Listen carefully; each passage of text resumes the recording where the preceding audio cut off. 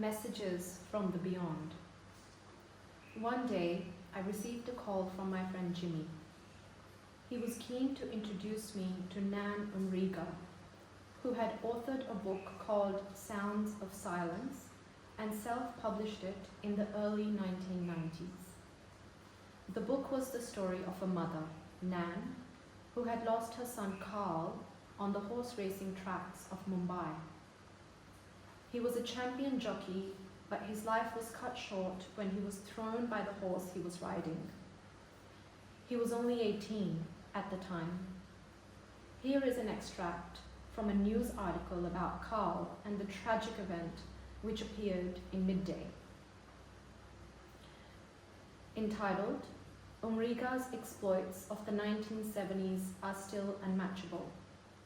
And it reads, doubles and trebles on every day's card became a norm for Carl Umriga, who rode 144 mounts that season with 54 winners, 33 seconds, 22 thirds, and 17 fourths, only 18 of his rides failing to finish in the frame. He also won the Indian 2000 Guinness and Derby with Royal Turn and the Indian Oaks with Tulipa, both carrying the Gokuldas family's silks. Only a day before he was to be crowned as champion rider, he met with a tragic accident on the racetrack when Vasudha, a Scindia-owned filly, threw him off her back and hurt him badly. He slipped into coma at the Breach Candy Hospital. He succumbed a few days later. The second one reads, Shattered. Jockey Vasant Shinde, who was trailing Carl in the tally, cancelled all his rides on the last day, and R.M. Gokuldas was too shattered to accept the winning owner's trophy. Hundreds of racegoers had rushed to Breach Candy to donate blood for Carl. Thousands prayed for his speedy recovery. Some desperate fans camped on the footpath outside the hospital day and night. Never before, or never since, a jockey was loved so passionately by his fans. Soon, Carl started communicating with Nan from the spirit world and introduced her to a spiritual master whom he was with and whom Nan would soon take to be her own guru, even though she could have never imagined having one only a short while ago. The master's name was Meher Baba, who lived from 1894 to 1969. Nan then started corresponding regularly with Carl and communicating with him through the process of what is now popularly known as automatic riding. He would provide her with spiritual as well as worldly guidance during these communications. Although Nan's book was considered otherworldly and hence not a popular choice for readers, it became a bestseller, read by thousands, especially those who had lost a loved one, as well as those who followed a spiritual master. They were all fascinated by the narrative, and thus the book impacted thousands of lives.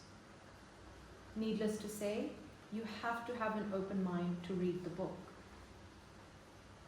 Nan then wanted to hand over the book to an established publisher so that it could reach out to more people across various sales channels. And this is how we met, through Jimmy. Her soft, gentle voice and sweet presence were very endearing, and she gave me the entire background of the book and her life. We needed to decide if we wanted to take on the publishing of the book. There was a bit of a dilemma. I was keen to publish it, but some advisors asked us to think twice about it as it was a fringe book, so to speak, dealing with the paranormal. We would then be labeled as publishers of such books. I thought that hardly mattered, as our intention was to better the lives of people, and here was a genuine and sincere account of a mother opening her heart to the reader. Nevertheless, as the doubt was planted in my mind, I asked the universe for a sign. I actually got 3 of them in quick succession, all within a week or so. The first was this. My father used to go to the races on the weekends. When he would return in the evening, he would regale us with stories of what had happened during the day at the race course. There was a horse that had won almost all the races it ran in, and it was his favorite. Its name was the only name of a horse that stuck in my mind ever since those early teenage years. As I was reading Nan's book to assess its publication, I stopped in my tracks when I saw the name and the photo of the same horse. It brought back a flood of memories. The name was Royal Turn. The next sign I received was within a couple of days when I was in Pune and we were in a car waiting for the signal to turn green. There was a knock on my window, which was quite abrupt and took me by surprise. I thought it would be a beggar, but as I looked out, I saw a jockey wearing his helmet, sitting on a horse. He pointed to his wrist, indicated he wanted to know the time. He seemed to be in a hurry. I guess we were somewhere near the Pune racecourse. Otherwise, it would have been too outlandish to have a jockey by my side in the middle of traffic. The third was the clincher. I had a stopover in Jaipur on the way to Delhi for some work. There was time for some sightseeing, so we visited a fort. I think it was the Amir Fort. I'm not sure, as this happened 17 years ago. It had a gallery full of paintings, and we decided to take a tour of it. A guide sprang out of nowhere and pleaded with us to allow him to give us a tour of the paintings in exchange for whatever he felt appropriate to give him. As we walked down the corridor, he stopped at a painting that had a young lad on the horse. He mentioned that it was the painting of a prince who had fallen from his horse and died. That was that. Upon my return to Mumbai, we signed the contract with Nan and began our journey together. Over the years, we worked on 3 books. I am grateful to Nan for taking me to Meher Baba's Samadhi at Mehrabad, where we placed the first copy of the new edition of her first book, Sounds of Silence. We repeated the ritual with the first copy of her second book, Listening to the Silence. There is a beautiful saying of Meher Baba outside the Samadhi, which reads, "Things that are real are given and received in silence." In the early days, Nan gave me a message from Carl, which was quite insightful and accurate. I was pleasantly surprised, considering she hardly knew me at the time. This is what the message said.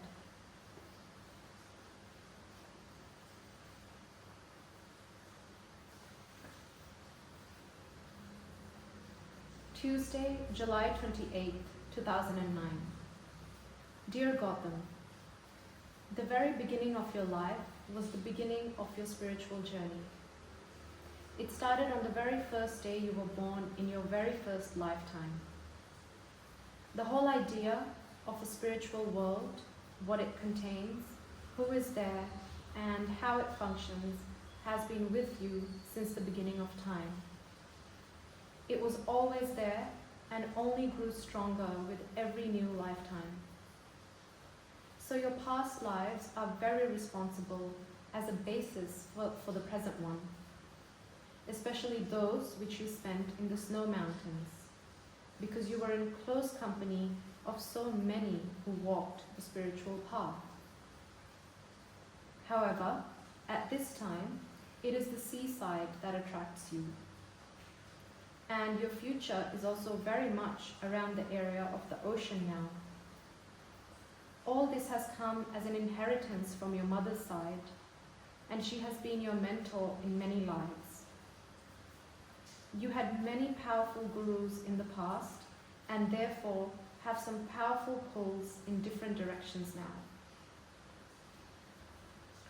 Don't let it confuse you, because you will find your closer connections before this time's journey is ended.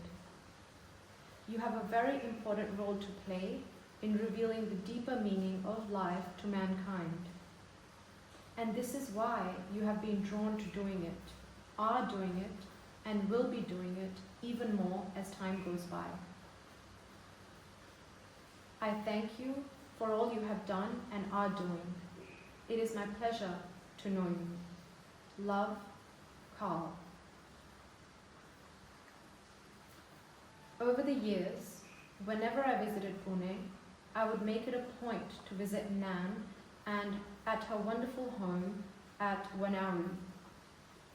She would lay out high tea with cookies and pastries in true Parsi style and invite others who had been influenced by her books to come too.